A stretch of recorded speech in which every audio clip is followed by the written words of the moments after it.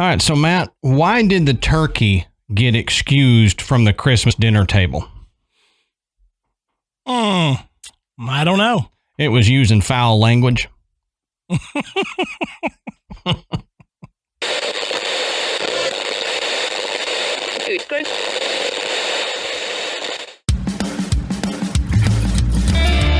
Good evening, everybody, and welcome to the Graveyard. Thank you for joining us tonight. My name is Adam. And my name's Matt. Now, pull up a tombstone or settle into your casket and get comfortable because this is Graveyard Tales.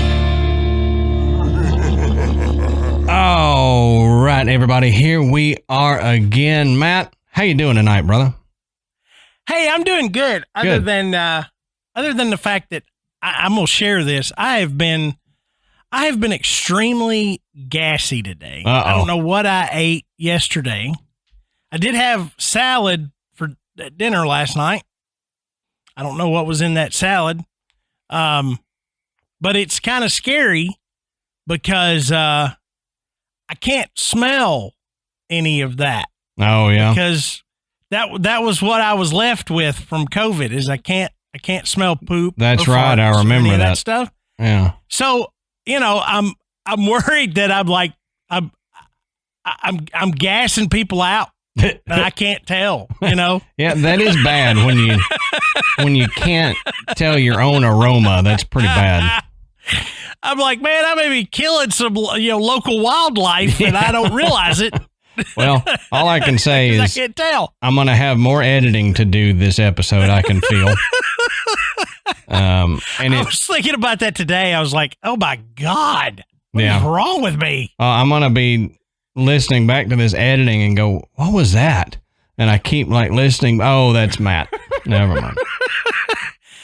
Does Matt have a dog or a barking spider in the studio with him? My dad always used to do that and then go, hey, you hear that? Barking tree spider. Uh-huh.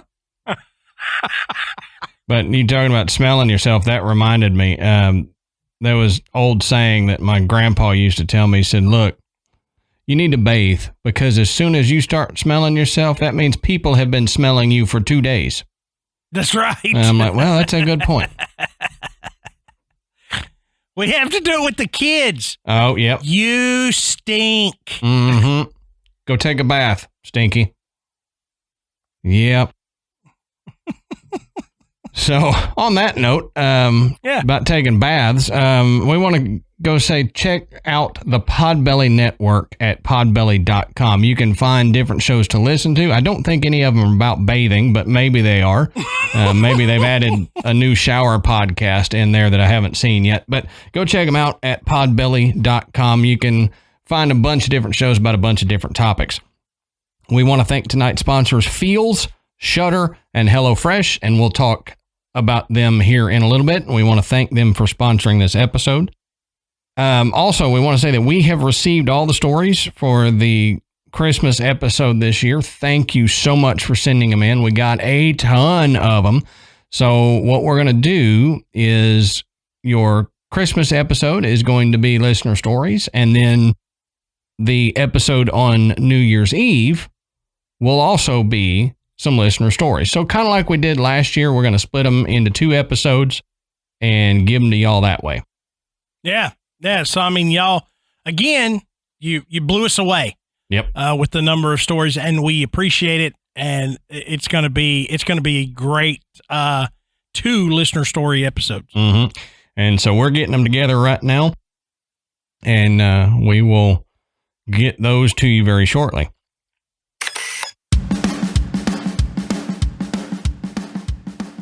Adam, let's take a minute and talk about one of tonight's sponsors, Feals CBD. Now, Feals is a better way to feel better.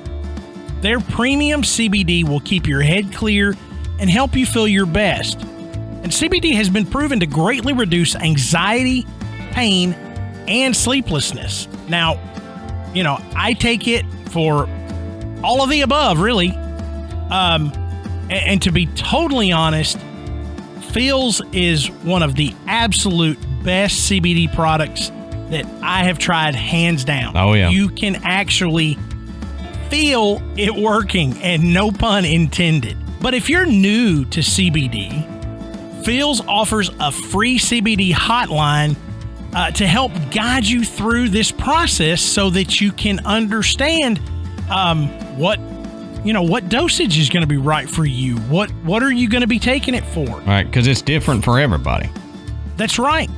And Feals can help you know how much to take, when to take it, what is going to be the best for you for the problems that you're trying to help.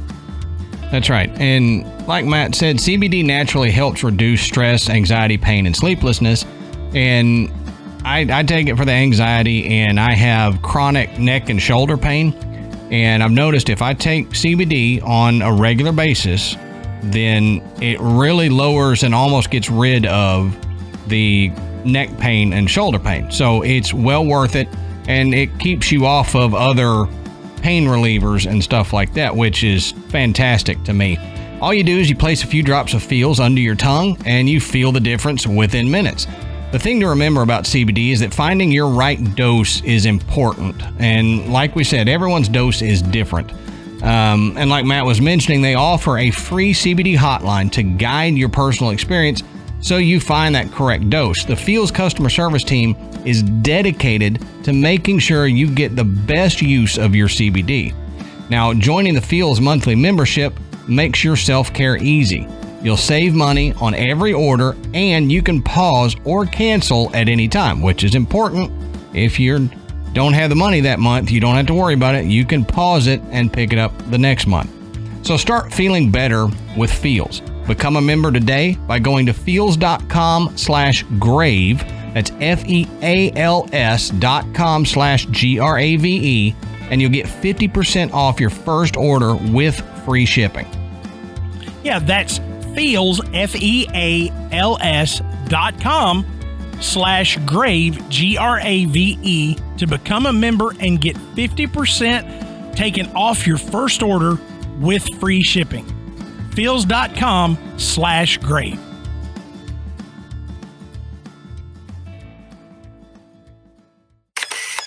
So, Matt, oddly enough, that's all I've got. I don't have 5 more minutes of talking that I can do to irritate people just for the heck of it. But why don't, this is probably going to be a long episode anyway, so why don't we go ahead and get into it? Why don't you tell us, what are we talking about tonight, brother? Okay, so tonight we're going to look into the weird experiences and happenings around Russia's Lake Baikal. Oh yeah. And if you've probably heard of Lake Baikal, maybe not for the reasons we're going to discuss tonight, but you know, it's, if we take out all of the weirdness, it is still an absolutely amazing place. Oh yeah. Oh yeah. I mean, you know, we're talking about, you know, a lake that's incredibly large, incredibly deep, and incredibly old.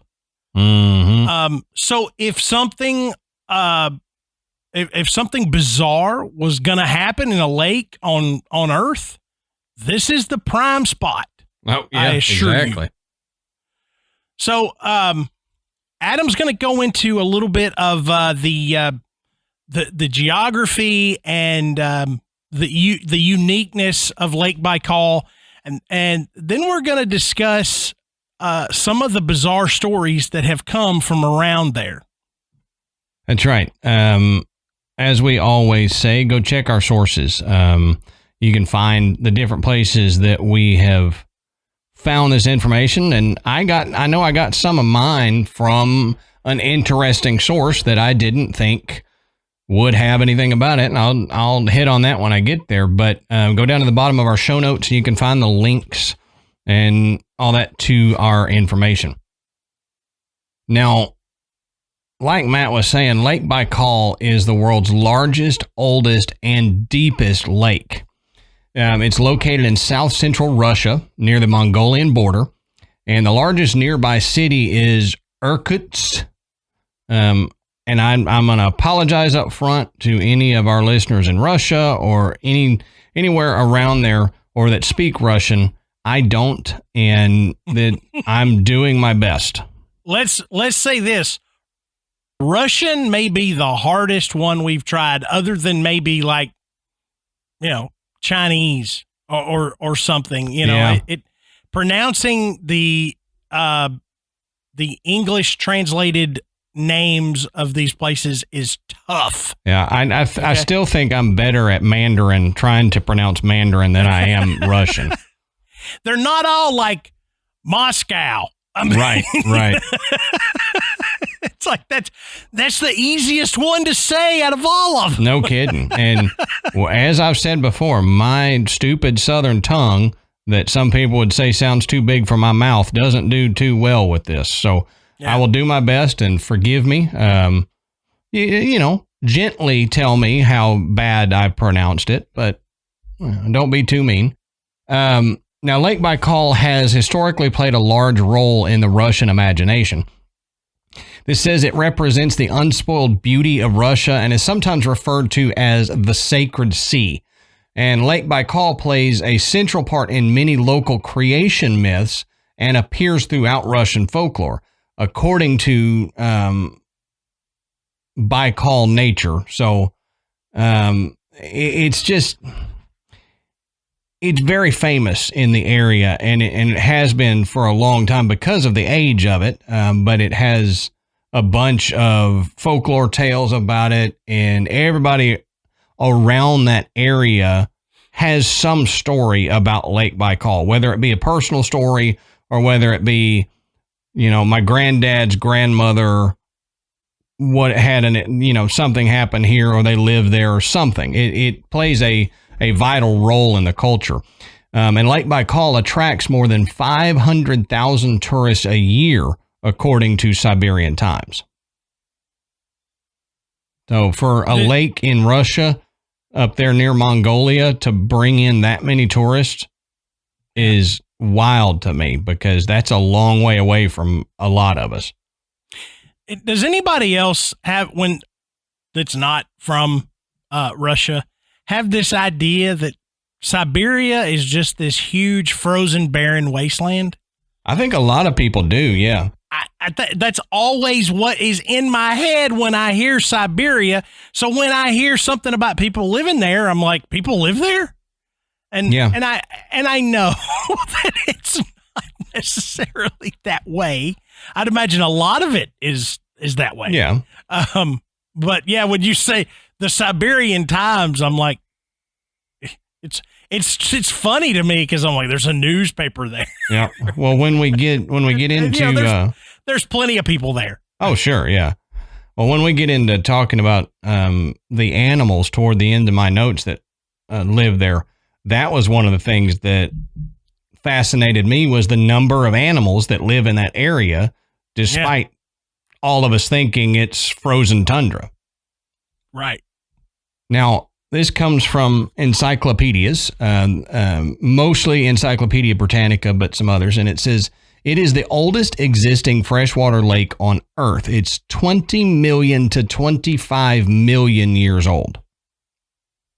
It's old. That's old. It'd have a long white beard if lakes had a beard. Right. It's almost as old as my first car, but not quite, though. Not quite.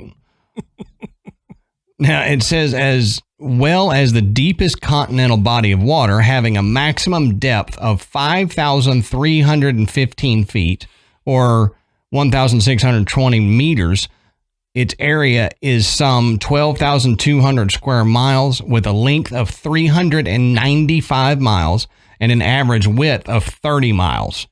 So it is also the world's largest freshwater lake by volume, containing about 1/5 of the fresh water on Earth's surface, some 5,500 cubic miles. Now, into Lake Baikal flow more than 330 rivers and streams. Can you imagine that? Yeah, you said it before we came on. You said it perfectly. It's like a freshwater ocean. Yeah, it is. It is. it says the largest of these 330 rivers that flow into it include the Salanga, the Barguzin, the Upper Angara, Chikoy, and Uda lakes, or rivers, I'm sorry. So if you're from around there and know the topography, you know those are some of the big rivers near that area. But just imagine 330 rivers and streams flowing into one freshwater body of water. It's hard to fathom. It really is. The whole time doing this research, I'm trying to get a mental picture of the way this lake was formed and how it looks and how it comes about, and it's just hard for me to fathom. Yep. I'm just chuckling because you were talking about the world's deepest lake and you said fathom. Nah, that was an unintended pun. I even do it when I don't mean to. Now, believe it or not, this is the source that I said I was shocked to find anything about it, but it's from Forbes. And they've got some good information on Lake Baikal. So I thought we could take a look at some of the sciencey stuff that they had here. They have good sources too. So I know this is a good link, but it was just weird for me to find Forbes talking about this. But since I'm kind of your redneck sciencey reporter here, I thought we should get into some of the sciencey stuff. Notice I'm not the scientist. I'm just the scientist, the science reporter. I just tell you what other, actual scientists have said.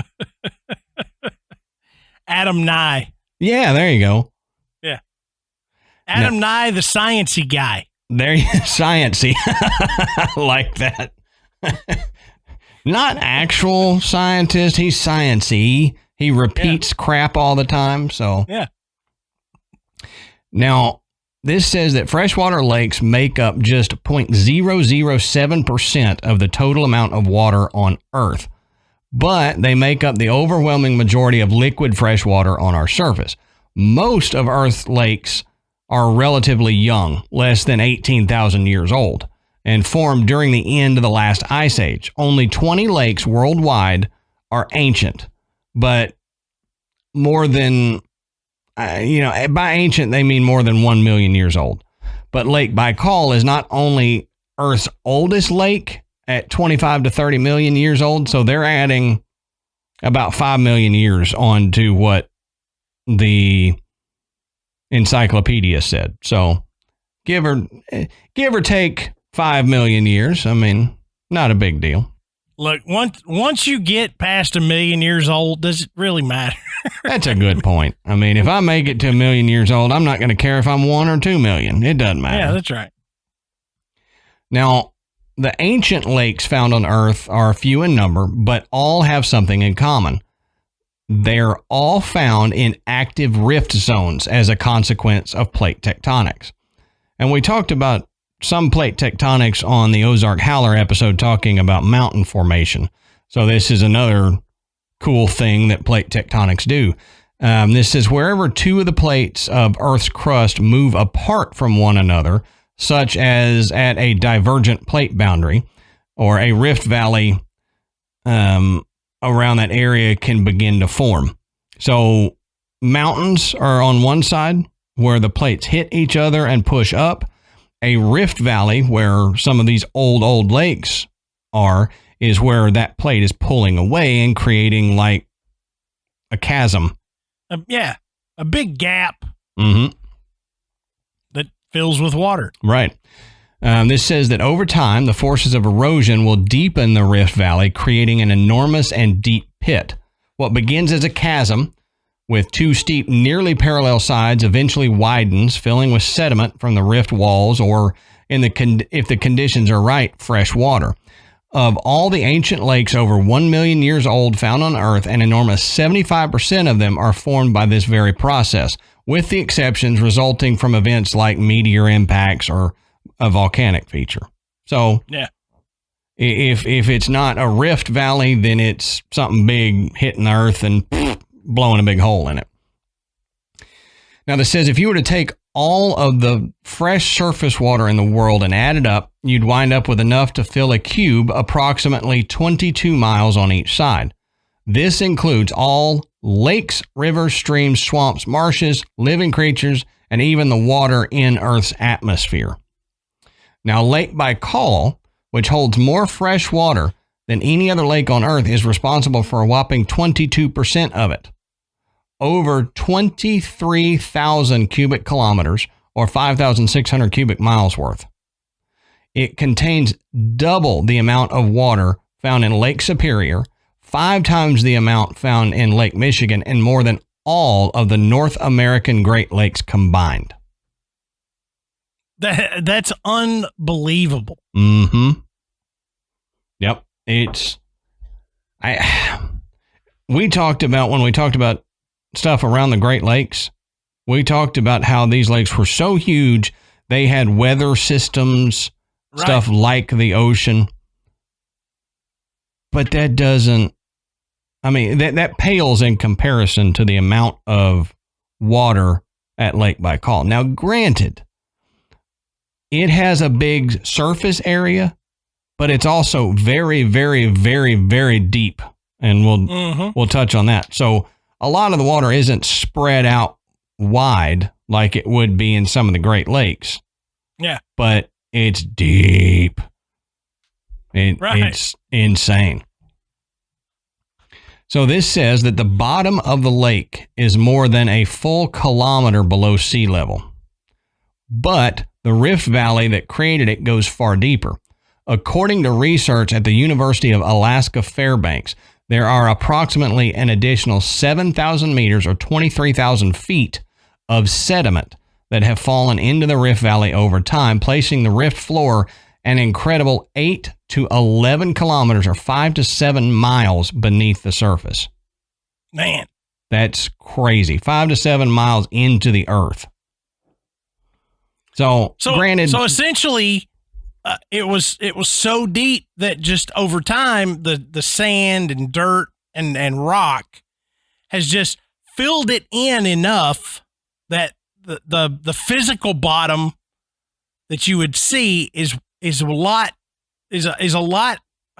more shallow than the actual bottom of the lake, and it's still the deepest lake. Right, exactly. It's just the amount of sediment is phenomenal because there's nowhere else really except oceans that you could come up with that much sediment. But it does say that this makes the geological rift that's home to Lake Baikal the deepest continental rift on the planet. So now it says this continental rift is both young and active. So it's not dormant. It's not done. With every year that goes by, the rift widens approximately 2 centimeters or 0.8 of an inch, which doesn't seem like much, but give it 100 years and you've got a fair amount. Now, like I said, there are more than 300 rivers that feed into Lake Baikal, but there's only one, the Angara River, that empties it. So it's like picture a head with a whole bunch of hair coming out of the top and then a skinny neck coming out of the bottom. That skinny neck is the Angara River. Now, this goes on to say that based on the geology of the lake alone, but supported by the water and sediment studies, Lake Baikal is estimated for up to 30 million years old. And it is very rare to have a lake on Earth that persists more than 10 million years.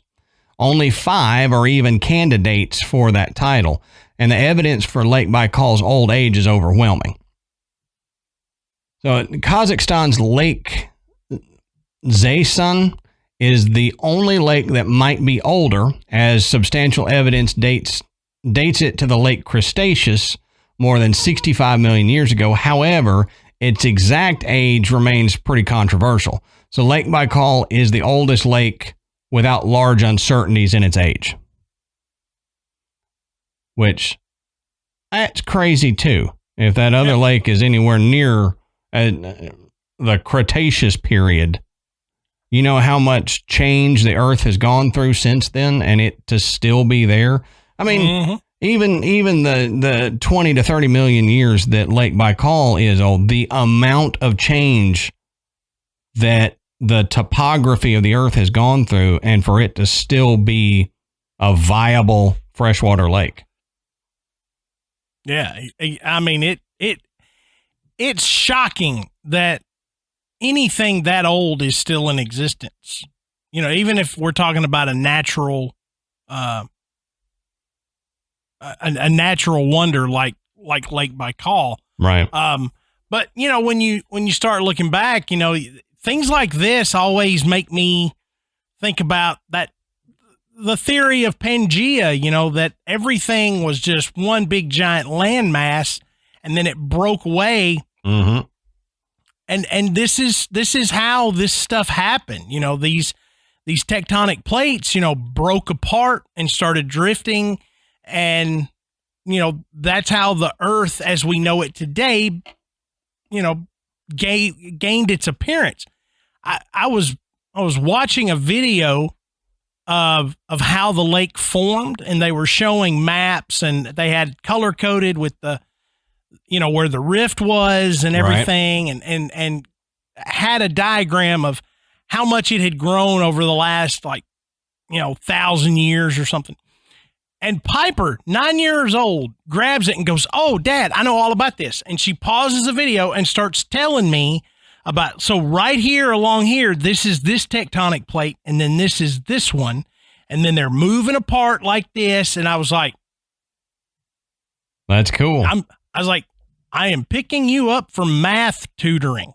Yeah. I'm guessing I don't have to worry about you on the science part of things. No, yeah, getting a bad grade in science. You're obviously listening to something. Exactly. Yep, that's cool. I mean, and Michael was actually just a little while ago learning about plate tectonics, so it is kind of neat. Yeah, I'm very fascinated in science, and if y'all can't tell, science and history. And it's always cool when Michael will come to me and tell me stuff that I know it, but I like to hear him tell me about it. I like the fact that he knows it. Now, this goes on to say that Lake Baikal is not only the largest, deepest, and oldest lake in the world, but it houses around 2,000 unique known species of animal that are not found anywhere else on Earth. We'll touch on some of the animals here in a minute, but it also says that along with chemical pollution in Lake Baikal, this unique ecosystem left pristine for millions of years is now changing faster than it ever has. So due to the pollution there in Russia around Lake Baikal, it's changing the habitat in ways that may kill some of these unique species that only live there. Now, got this from Live Science, and it says there are 27 mostly uninhabited islands in Lake Baikal, according to the lakebaikal.org. The largest is 45-mile-long Olkhon, on which there actually are some villages. And they say about 15,000 people live on that one island. 1,500 people live on that one island. We were talking about this too. It's like, who would want to live out on an island in a lake? And Adam's like, I would. Yeah. I was like, okay, well, let's back up. Who would want to live on an island in an enormous lake in Siberia? Maybe not. That's where he lost me, was there. Too cold. Too cold. Now, this says that Lake Baikal is the only very deep lake to have oxygenated water at its lowest depths, just like the ocean. This is according to a 2009 article in Bioscience. So most lakes that are this deep, they have an oxygen barrier. Mm-hmm. And if you look into, I mean, just Google search deep lakes. And as you get to a certain level, There's no more oxygen, so there's no plants growing. There's no animals living down in the bottom of the lakes. It's a dead zone. Yeah. Nothing goes down there except driftwood, dead animals, whatever. So you can have some bacteria that live down there, but there's going to be no large animal life forms. It's anaerobic bacteria. It doesn't require oxygen to survive. Right. But some creatures have adapted to live in very low oxygen, low light depths. Mm-hmm. But typically you will have an area where there's no oxygen, so nothing is really living there. Things may kind of drift in and out of it, but nothing actually inhabits it. But with oxygen going all the way to the bottom, or very, very close, that means that there's some forms of life that live all the way down at the bottom, which is incredibly difficult to study. Yeah. Because it's so deep and so cold. Mm-hmm. Exactly. And I mean, go back on that thing. It's like a freshwater ocean with how it acts, the topography, the depth, the way it's oxygenated, all that. And this says that another thing about Lake Baikal is that the earth under Lake Baikal is actually heated. And they say that the cause of this heat is actually unknown. So Lake Baikal itself is being heated from underneath, and they don't know exactly why. They have ideas, they have theories, but they can't get all the way down there to the bottom of it to research it either. Just like they can't research the microbes or animals that may live down there. So keep that in mind when we start talking about some of the stories that Matt has. The fact that it's oxygenated to its lowest depths and it's heated from below. Yeah. What could that mean? I was just about to say, we're getting there. This is important information to keep in the forefront of your brain while you're starting to process these stories we're going to get into. Right. Now, this says Lake Baikal is considered one of the clearest lakes in the world, according to CNN Traveler.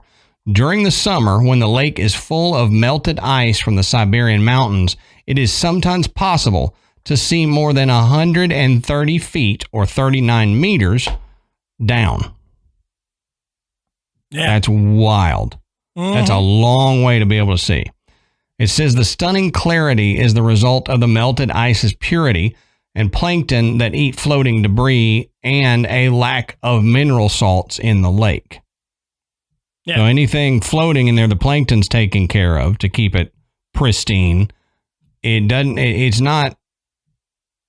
have mineral salts like oceans would, or even freshwater lakes will have some minerals in it. Yeah. Yeah. That thing about the clarity of the water at certain times made me think. I have been swimming in a lake that was an old rock quarry that was, the rock was mined to, use for roads in that area. Yep. The quarry is 80 feet deep and it's full of water. Right. So you're essentially swimming in an 80-foot deep lake. Okay. At most of the time, if you're out swimming in it, you can't look down and see your feet. Yeah. Okay. No, you're talking about being able to see not only the bottom of the lake I was in, but about 50 feet further. Yep. Exactly. Now, we mentioned the unique animals and plants that live in Lake Baikal, so let's take a look at some of the animals and birds and stuff that live around the area. Now, the Baikal seal is endemic to Lake Baikal. It is the only freshwater seal species in the world. So, that's kind of neat. A seal, freshwater seal lives here, and like we said in the Ozark Howler episode, it's a seal too. Ozark Howler is a seal out in the woods. So We had the only freshwater seal and then the only land-dwelling forest seal that we've talked about. Now, it says a wide range of land mammals can be found in the habitats around the lake, such as the Eurasian brown bear, the Eurasian wolf, the red fox, which red fox is one of my favorite animals besides wolves. But one of the reasons I like the red fox, it's stupid, but I like its scientific name, Vulpes vulpes.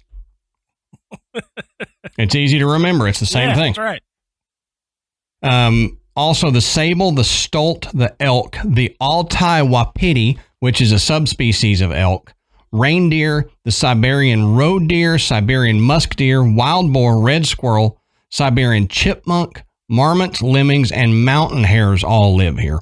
And until the early Middle Ages, populations of the European bison were actually found near the lake. This represented the easternmost range of that species. Now, there are 236 species of birds that inhabit Lake Baikal, 29 of which are waterfowl. They've got 29 species of waterfowl that live in Lake Baikal. Fewer than 65 native fish species occur in the lake basin, but more than half of these are endemic. So it means they're only found here. The most important local species for fisheries is the omul, which is an endemic whitefish. It is caught, smoked, and then sold widely in markets around the lake. So if you're in the area and you're going to get a smoked whitefish, it's probably going to be this omul, which is endemic to Lake Baikal. And it's going to be cold. It's going to be cold, probably. Unless you pull it right off the fire, it's going to be cold. It's pretty cool. A lot of life. Yes. In and around the lake. So why? I mean, like I said at the beginning of the show, the Lake Baikal is cool to talk about, even if there's nothing odd or strange or paranormal or whatever going on there. It's unique in its, its size, its depth, its age. All of that makes it a really fascinating place. But there's more. But wait, there's more. There is some really weird stuff that has happened over the years in and around Lake Baikal. And we're going to get into that.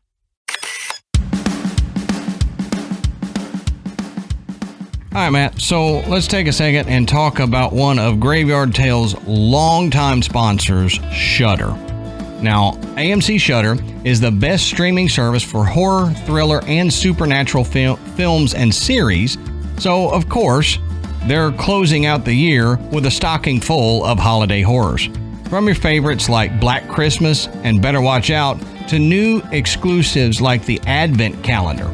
December also brings new sci-fi monster movie Death Valley, a new Last Drive-In special with Joe Bob Briggs Ruins Christmas, along with new episodes of the Boulet Brothers Dracula and the season finale of docuseries Behind the Monsters, unpacking the surprising origins of Hellraiser's infamous Pinhead. That's awesome.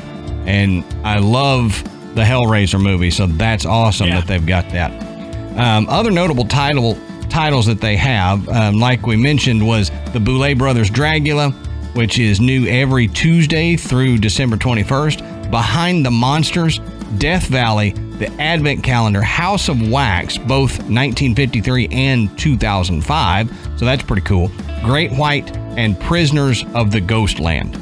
Yeah, and you can stream these great thrillers, horror, and suspense for only $5.99 a month or $56.99 a year.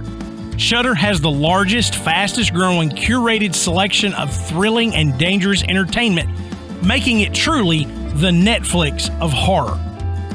Now, there are new supernatural terrors, edge-of-your-seat thrillers, and shocking horrors added every week, and you'll have unlimited access to stream ad-free on all of your favorite devices, like iPhone, iPad, Apple TV, Xbox One, Amazon Fire TV, Google Chromecast, and so many more. Trust me, if you've got a device, you can get Shudder on it. Absolutely. We use that Amazon Fire TV, and it works great. Yeah, absolutely. And, back during Halloween, we started immediately hunting down all of these horror movies that our son had never seen. Yeah. And we keep telling him, hey, you need to watch this. I think we watched Saw. We watched the original Halloween. So many things. It's fantastic. And he still hasn't slept, but that's awesome. He's way better now than he used to be. Awesome. That's good. Breaking him in. I like it. So Graveyard Tales listeners can get started right now streaming Shudder's expertly curated collection, including must-see titles like Vicious Fun, The Mortuary Collection, and PG Psycho Gorman, plus all the best horror documentaries and the hit Creepshow TV series from executive producer Greg Nicotero. To try Shudder for free for 30 days, go to Shudder.com and use our promo code GRAVE. That's SHUDDER.com with our promo code GRAVE, GRAVE. That's right. You can try Shudder for free for 30 days. You can't beat that. All you have to do is go to Shudder.com, SHUDDER.com, and use our promo code GRAVE. That's GRAVE.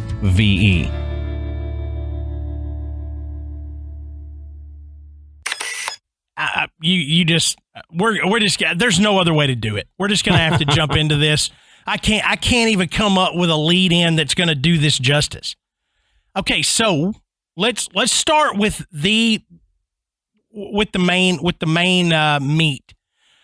In 2009, the Russian government declassified top secret documents from the Soviet era, and in these documents are several accounts of the Russian Navy encountering UFOs and USOs, which, a USO is just an unidentified submerged object. Isn't that what it is? Mm-hmm. So, same thing. If you see it in the air, it's an unidentified flying object. If you see it in the water, it's unidentified submerged object. But one of the most famous accounts comes from 1982, when Russian divers on a research mission dove into the deep waters of Lake Baikal, and due to its depth and extreme cold, investigating the lake is extremely difficult. Okay? At around a depth of 50 meters, the divers realized that they were being watched. Large humanoid figures, but larger than humans, were hovering close in the water. They appeared to be wearing helmets and these tight silvery suits. The report estimates that the figures would have been around 9 feet tall. That's crazy. So, Adam, I don't know what you would do if you were one of these Russian divers. Poop. Yeah, maybe. I know what I would do, and it wouldn't be what these Russian divers did. Okay? They tried to capture one. Yeah, no, I wouldn't do that. I'd be trying to get out of there. Right. That just blew me away that they were like, "Oh, look. let's catch one." Big, silvery, 9-foot tall creatures. Let me go catch it. Yeah. Turns out that was a bad idea. The documents state that when the divers made their move, the creatures reacted. Suddenly, a powerful force essentially launched the divers back to the surface. Okay, so I know what you're thinking. You can't rise that fast, Matt. Exactly. I know. But for those of you that do not know, you cannot rise too quickly when scuba diving, or you risk getting decompression sickness, or the bends, as it's more commonly known. I've heard it is so painful. Not only could it kill you, but it's so painful if you live through it. Yeah. I mean, this is where the pressure surrounding you, either air or water, suddenly decreases. So this can cause significant internal injuries, and 3 of the 7 divers died. with the other 4 sustaining severe damage. Now, those who have investigated the story in the documents often question why the creatures reacted this way. Hello, you just tried to capture one of them. Right. Why you got to investigate that? I know. I'm watching this going, why? This is obvious. They responded in a defensive manner to aggression by the Russian divers. Yeah. Okay. So it seems as if these creatures were going to be the aggressors here. They would have done so long before they were detected. I mean, sure. They had the advantage. Nobody was expecting 9-foot humanoids to be swimming around in Lake Baikal. Right. And they probably had seen these divers long before the divers saw them. Oh, yeah. Yeah. Now, UFO investigators believe that this account may indicate many things about extraterrestrials. Could they survive or adapt to survive freezing temperatures? And there was no description of a craft in the documents. So could these alien creatures live in Lake Baikal or yet have bases hidden in the depths, way beyond the range of easy human detection? Okay. Yep. And so that was one of the things that the bases, could they either be taking advantage of the weird heating that science doesn't understand, or are they causing the heating? If there is a base under Lake Baikal, could there be, them putting off heat that's heating the lake? Right. And, remember we said, this information that Adam was covering was important because it goes to the idea that this is a possibility. The lake is so deep that they can't really investigate the bottom well. Yep. And if you wanted to hide something like that, then that would be the place on Earth to pick. Absolutely. I mean, if you wanted to, keep from being discovered, put it down there at the bottom of this deep lake, and then the lake's freezing cold. It don't matter. You could 500,000 visitors a year. Heck, make it 1 million. They're not going to see this at the bottom of that lake. Right. And how long ago could you have put your base down there? Right. This lake is so old, they could have done it generations ago. Yeah. Many generations ago. And it makes me make a comparison to the idea of this ancient race of people living inside Mount Shasta. Yep. Okay. Yep. Large mountain, it'd be very hard to detect, something that was subterranean like that. This to me would be even more difficult. So, 100%. So I know that because of these other stories that I'm going to get into, people believe that they are extraterrestrial that inhabit that lake. But what if it's not? What if it's just an advanced race, much like the one that is supposed to live in Mount Shasta? Yep. That figured out, hey, we can get down here to the bottom and we can do what we need to do and observe human life for the next however long, and no one will know we're here. Yep. Like we've talked about in other episodes, a breakaway civilization of very intelligent humans. Maybe, if we're going down this path, maybe it's the same people that were supposedly the inhabitants of Egypt at the time of the pyramids that taught them how to do the pyramids, or Atlantis. That's what I was thinking. Or what if it's Atlantis? Yeah, exactly. So if we're going down that thought, Atlantis could be a metaphor for something, but what if the species of humanoids was around? That is a legit story. Maybe they could have just gone underground and one of them be here at Lake Baikal. Maybe it wasn't a tragedy. Maybe it was on purpose. Yeah, exactly. But let's talk just for a minute about the validity of this story. There's stories that are not nearly as fantastical as this one that, people completely shut down. No way, no how, whatever. It's just a legend.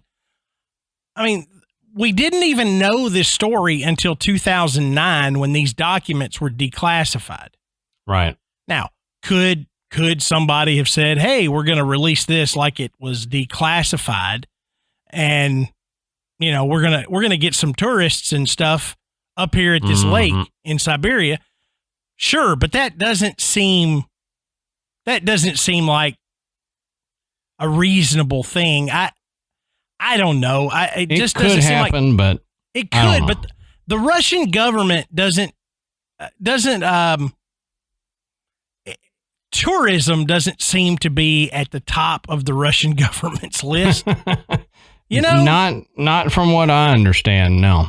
I mean, they're not telling you don't come, but they're not really promoting. Hey, come visit this resort, and no. Visit sunny Siberia. Come on down to Lake Baikal. We've got so many outdoor activities for you. There's water skiing. There's freezing your butt off in the lake. So my thought is, what benefit would that give anybody that would have access to these documents? It's not like some prankster, is going to be able to get in there and slip this in and go, ooh, I mean, we're talking about classified Soviet documents. Right. Okay. I mean, there's probably not but a handful of people that would even have access to such a thing.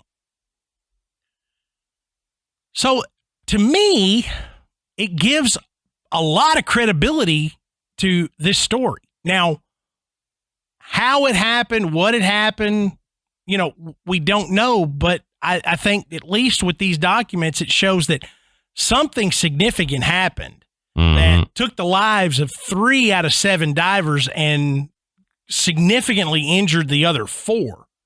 And this was the story that the survivors had. Right. That this is what they saw and this is how they wound up back at the surface. They weren't all 7 going to do this on purpose. They weren't down there hatching a plan to go, hey, I got an idea. Let's all get the bins. Yeah, let's fake this and I'll get the bins as we go up. Because I'd have been down there going, hey, I got an idea. Let's not do that. That's a terrible idea. You go ahead and do it. I'll see you in about 20 minutes when I decompress. Yeah.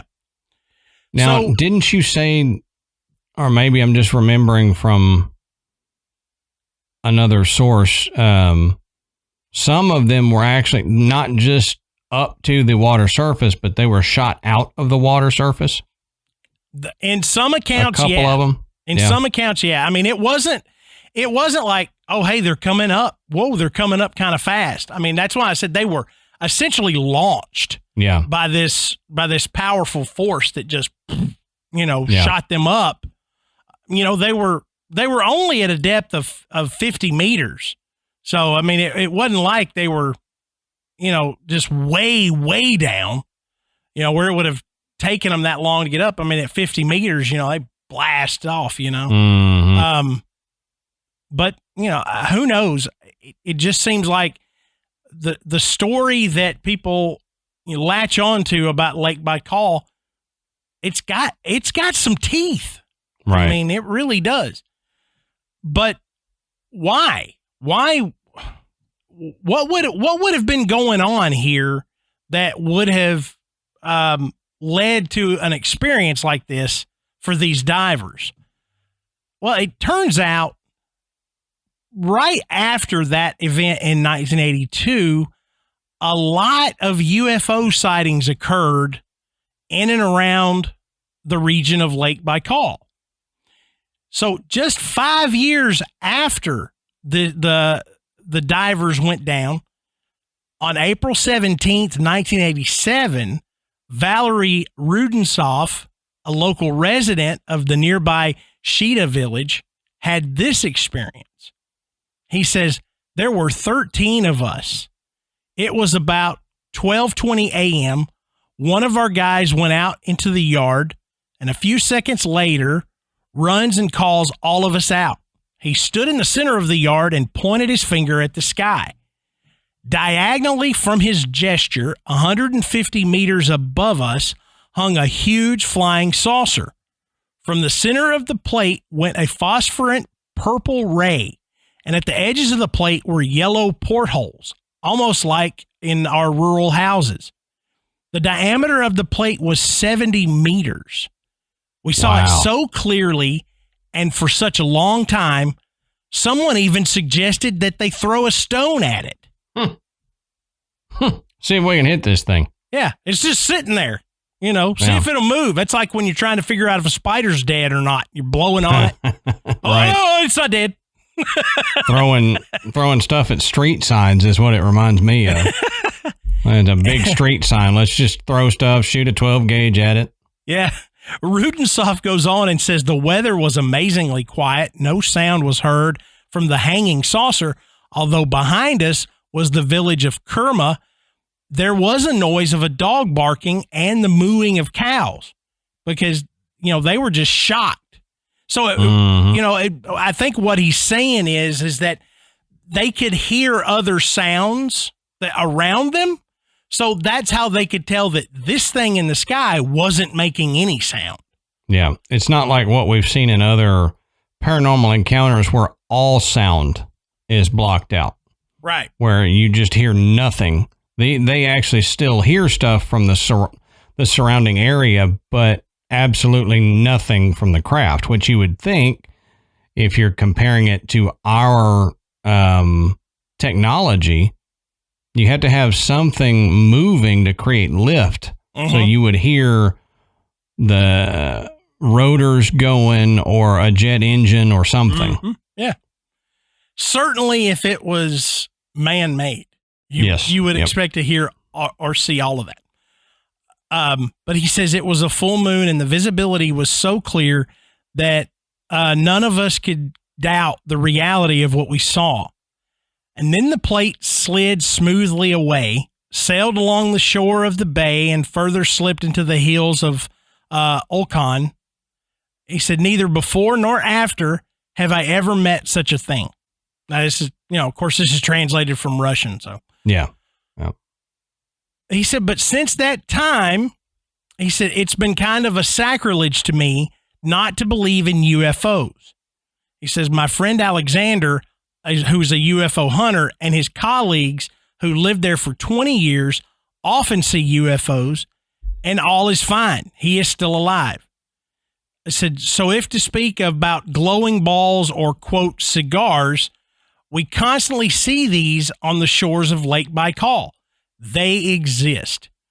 So, I mean, this witness and the people that were with him obviously believe that not only are there UFOs in that area, but it's pretty common to see them. Yeah. Yep. That's cool. I mean, to have it so common around the area that you're just like, yeah, this happens here. Yeah. Why not? Now, just a few years after this sighting, on May 16th, 1990, there was a strange occurrence that was witnessed by several people from the village of Kudara Simon. Olga Fedorova, a local resident, recalled, at some moment, everything turned yellow. My daughter came home from school, and I looked, and her face was yellow. The explanation soon became clear, according to other accounts from villagers. Vasily Timofeev spoke of a flying saucer. He said its diameter was around 30 meters. It shone brightly, but I did not see a clear image of metal or something like that. Another resident, Margarita, this one's going to get me. Sybakova. Hey, all right. She said, from this dish came down people in shiny, shimmering costumes. Sound familiar? Olga explained they were people, as far as I remember, 3 people in shining yellow suits. He said, and it seems like they were people. And so what she's saying is they were humanoid. Right. At least that's what I'm taking. Yep. That's what I get too. Marina Zimareva, who also says she witnessed this extraordinary event, said that it was some kind of circle, like a disc. It turned on the edge and windows were visible. So Zemariva goes on to say, I personally decided for myself that they were people. They had some type of human image. Said they were the same, straight, slender. They had arms and legs, and their gait was the same as ours. A little lower down, there were 3 in orange suits. They went down from the disc like a man, and their steps were very visible. So now you've got another sighting of humanoid creatures. This time above the water. Some in silver suits, some in orange suits. Yep. And so if you go back to the diver story, the divers say that these humanoids had on shiny, shimmering suits. Yep. So, and remember, this occurred in 1990. That event about the divers wasn't released until 2009. So, 29 years before they released this story, there's a story that comes out that has creatures, humanoid creatures that are very similar to the ones the divers saw. Right. Now, at Listvianka in July of 2010, a picture taken by Nikita Toman shows 3 green shaded lights on a UFO flying above the lakeside resort in the Irkutsk region. And they said it flew right above us, very low. The object was shining down on us with a green light. He says we were all a bit scared. I was like, I bet you were. But those photographs you can actually see. Now, I looked at the pictures and you can see the lights. That's really about it as far as these photographs go. But, there are photographs of these things. But not only do these accounts talk about aliens above the water, just like the divers experienced, there are accounts of things happening below the waters of Lake Baikal. Now, interestingly, unlike several other Siberian lakes, Baikal is not seen as home to a Loch Ness style monster. Okay? But there are stories in other Siberian lakes of sea creatures, sea monsters living in them. Yeah. But, like we said, the belief is that the aliens live under this lake. Right. Not a monster, it's aliens. That's right. Now, for example, they can't live next to each other. Monsters and aliens, they have that's to. That's right. They got to be separate. You get your lake, I'll get my lake. That's why Lake Superior is shaped like a dog's head. It's because there's dog-headed aliens at the bottom of it. See, there you go. We'll start that right now. Yeah. In 20 years, somebody's going to go, have you heard this story about the dog-headed aliens that live at the bottom of Lake Superior? Yep. I heard those dummies on Graveyard Tales talking about it, and it's got to be true. It's got to be true. Because those guys are idiots. Yeah. And if they know about this. But one, Vladislav Larivatek, I screwed that one up, y'all. It's bad. There's too many V's and R's right next to one another in this guy's name. Now, he was a rescuer, and he recalled an incident, but he didn't give the date. Now, he says, we were on a yacht in Lake Baikal, and from under us flew out a huge glowing disc. He said it blinded us, and for a second, it flew into the sky. He says, we didn't even have time to grab any cameras nor take video, although many of us saw it. It was huge and lit up our entire yacht. He said the diameter of the disc was probably 500 to 700 meters. That's crazy. Enormous. Yeah. That something that big would even move. Yeah, exactly. Yeah. So, we're talking about a huge disc here. So for 3 minutes, it shone from below the surface and then abruptly departed in a second. The spectacle was huge and awesome, beautiful and shocking. Okay.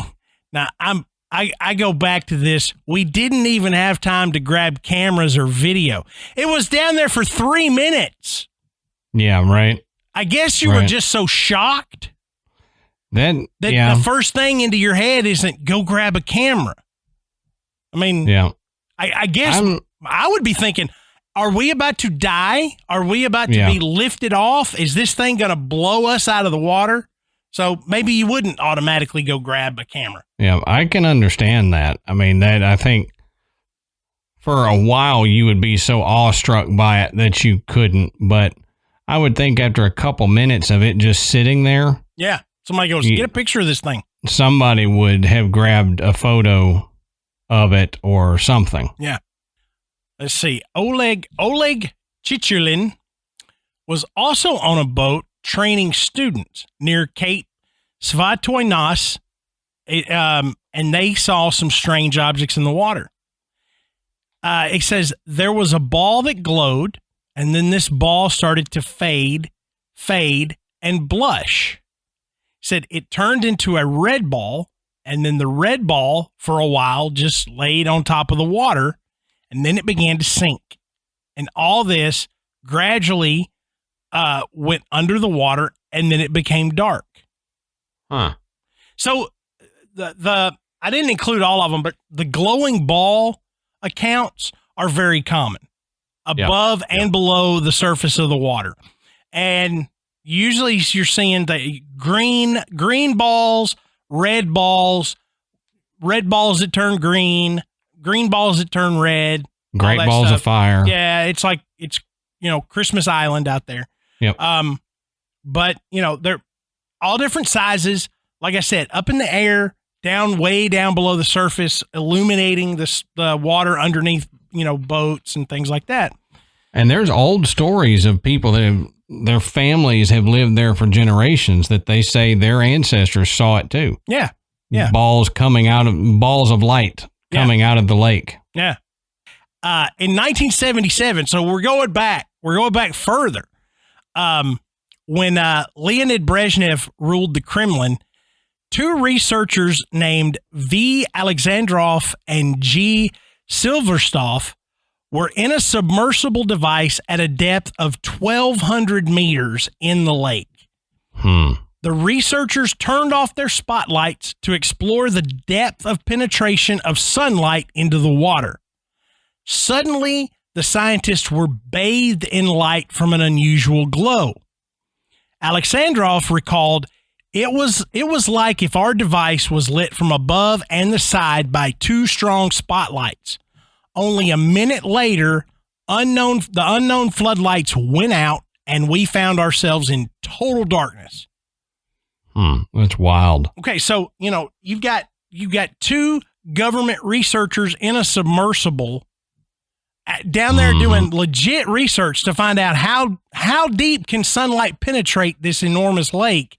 And all of a sudden, bam, there is bright light all around them. Yep. And then just as quickly as it came, it went away.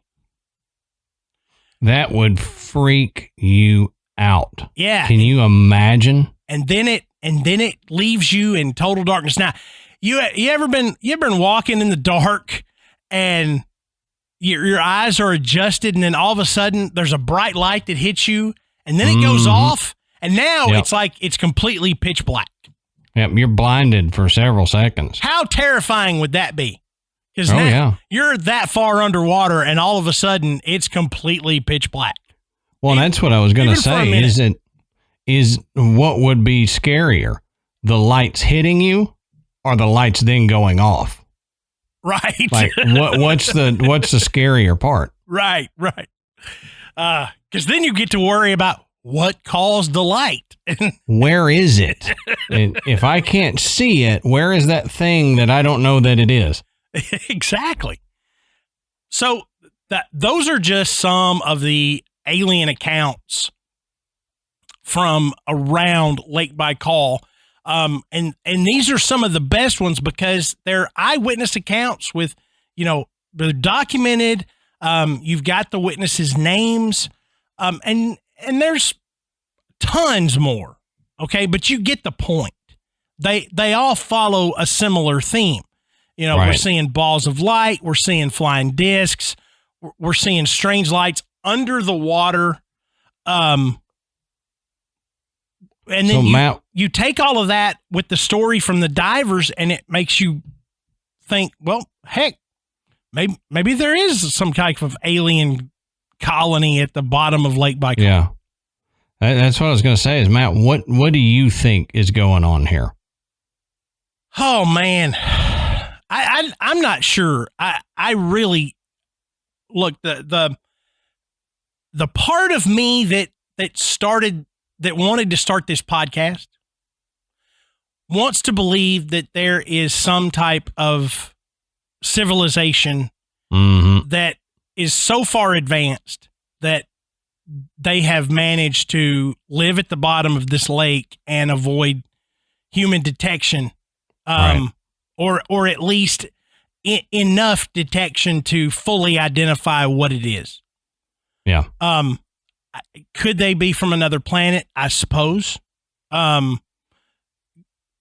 don't necessarily lean that direction. I like the idea that it would be an ancient race, maybe an advanced race. I tend to like that a little bit more than the idea that extraterrestrials from outer space somehow managed to adapt and develop a way to live in these ridiculous depths and at these temperatures. But if you consider this, what's space like? Yeah, that's true. I mean, no atmosphere, extraordinary pressure, very cold. Very, very cold. So I don't know, maybe the transition, for, some type of life form that came from another, planet, galaxy, whatever, solar system, whatever you want to say. Maybe they were already adapt to an environment like that. And this just there wasn't a whole lot to make that jump. I don't know. But I do like that ancient race theory a little bit better.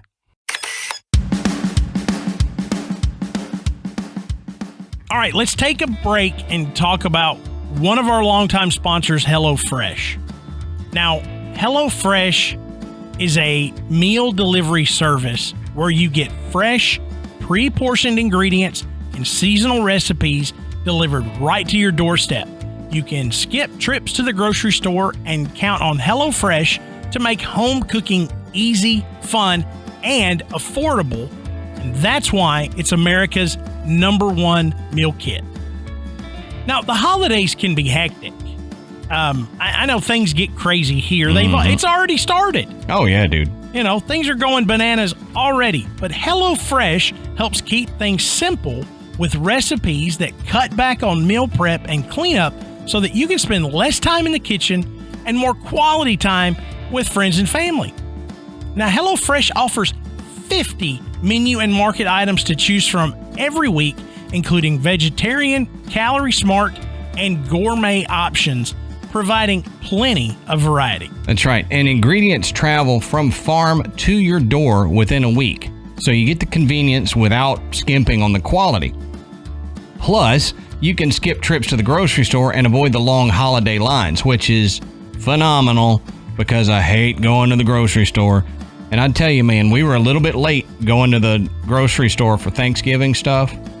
And if you want to avoid what we went through, just get HelloFresh, because we stood in line. I mean, there's lines up and down the aisles just to get to stuff. Half the stuff's out anyway. They've already picked through it, and you're not going to get it. So if you go to HelloFresh and you plan your meals around HelloFresh, you don't have to worry about all that mess that we went through. And HelloFresh meals are ready in around 30 minutes or less. Plus, with their quick and easy meals, 20-minute recipes or low prep and easy cleanup options, you can get food on the table quicker so you can spend even more time with your loved ones during the holidays. And that's great.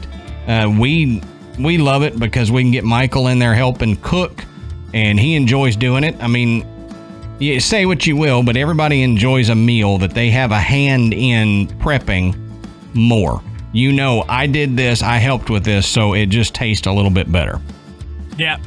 And, you know, my kids, they love it too, but so do we, because, we know what's for dinner. And I mean, that's the worst question I get. But 3:30, 4 o'clock, what do you want for supper?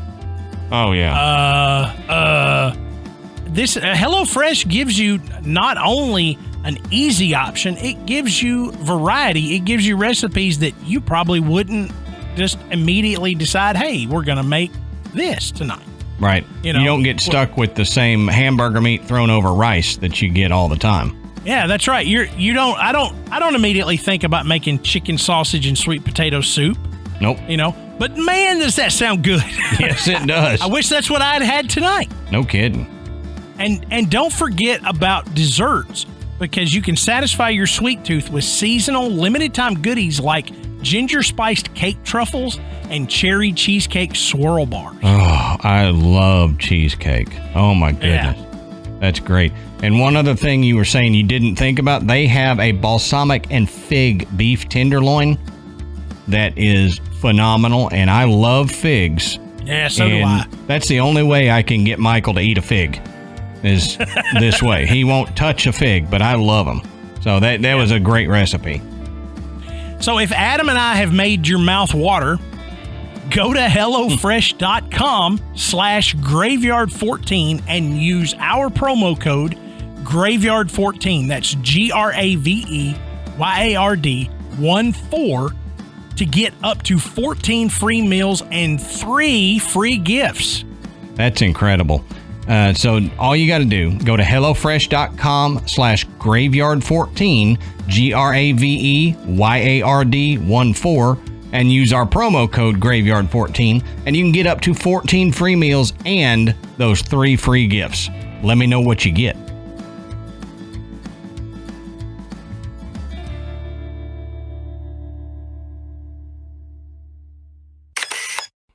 That's kind of where I land, because you know me with some of the other alien encounters, UFO sightings that we've had, I kind of feel like it's more of like the ancient watchers more than an alien species from off planet.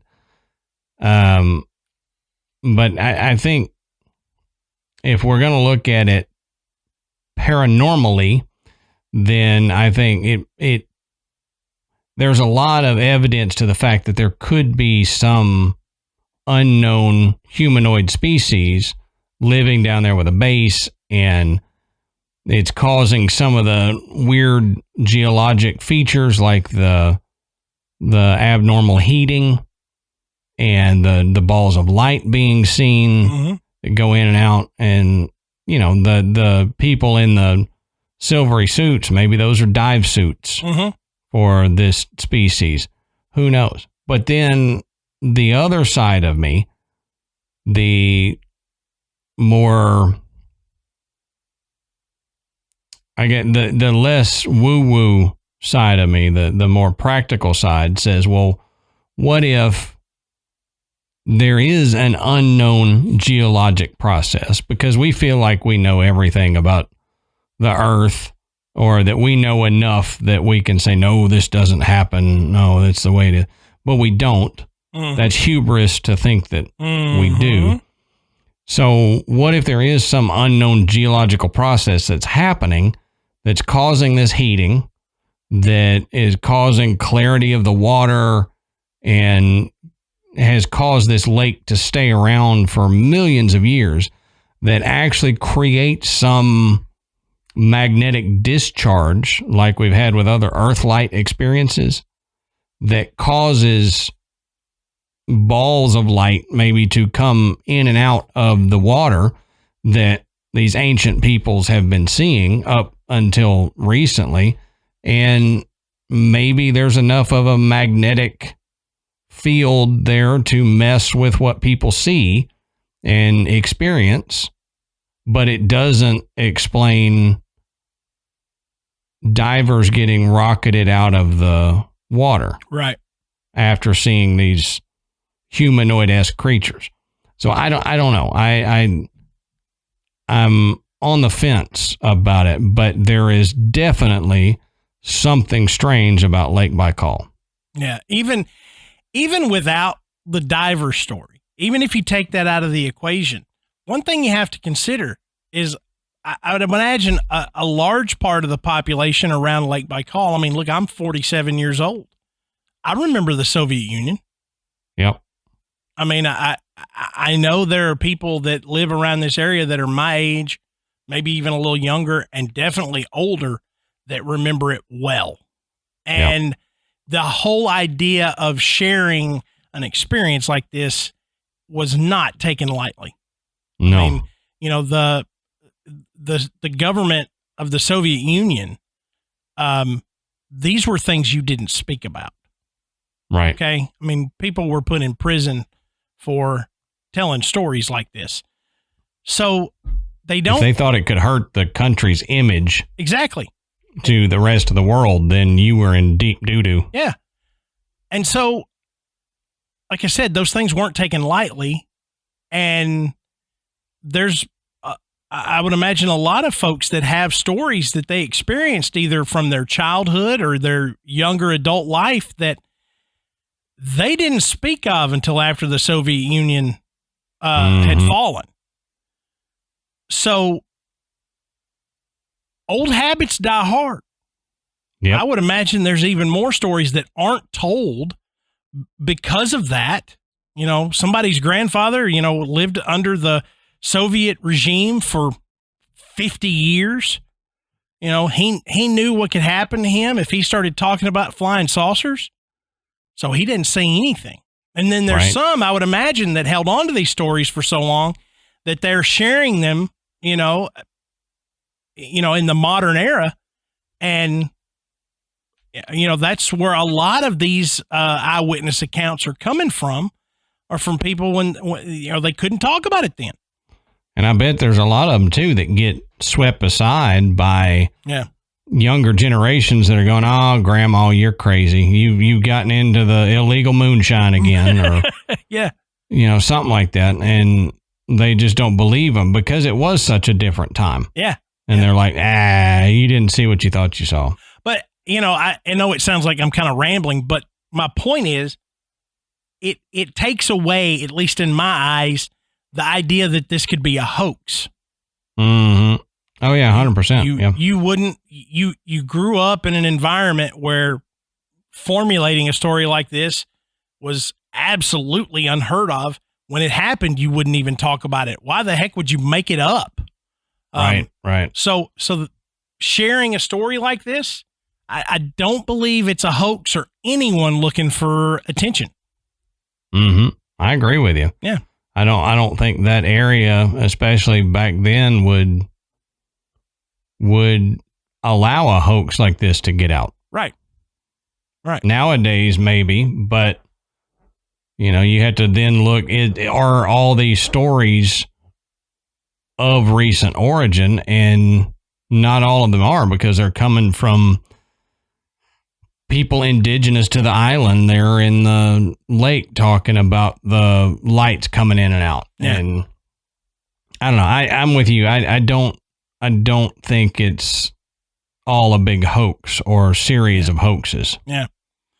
But I definitely agree with what Adam said at the top of the show. If there was going to be something like this would be the place you'd find it. Yep. You know, a lake this old, this deep, it would be a great place to hide something like that. But what do you guys think? Have you heard stories from Lake Baikal similar to this before? And if you have, or even if you haven't, let us know what you think. You know, do you think this is some weird government military base that's at the bottom of this lake? Do you think it could be an ancient race? Do you think it could be aliens. Maybe there's a dimensional portal down there. We could open that can of worms. But let us know what you think. And the best place to do that is in our Facebook group. And, we have tried to create a good, safe space for people to share stories and beliefs just like this. You're not going to be made fun of. All the members just want to have a good time and hear some amazing experiences from the 6,000 plus members of the Graveyard. Yep. And while you're there, you can catch us on other social media. We're on Instagram and Twitter. And you can then head over to our website, which is graveyardpodcast.com. And on our site, you can find links to purchase Graveyard Tales merchandise, which now's the time to grab your Graveyard Tales hoodie or Amen. coffee mug, just something great, looking for a gift for someone that's a member of the Graveyard. It's a good place to start. An 8-bit Skull Mike hoodie or something. There you go. Brooks has got an 8-bit Skull Mike hoodie that he likes, and it's pretty cool. He reps the show at school for me. There you go. But you can also listen to the show and you become a patron. And thank you to everyone who has donated to the show. There is some really great stuff in that catalog that's gotten pretty deep now.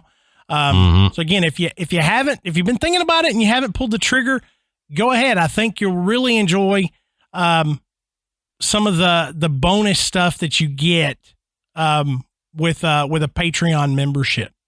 Yeah. Don't forget to rate and review us on iTunes. It brings us up the charts and it makes it easier for people to find the show, and that just brings more people into the Graveyard. So, for Adam and myself, until next time, we'll save you a seat in the Graveyard. See you soon.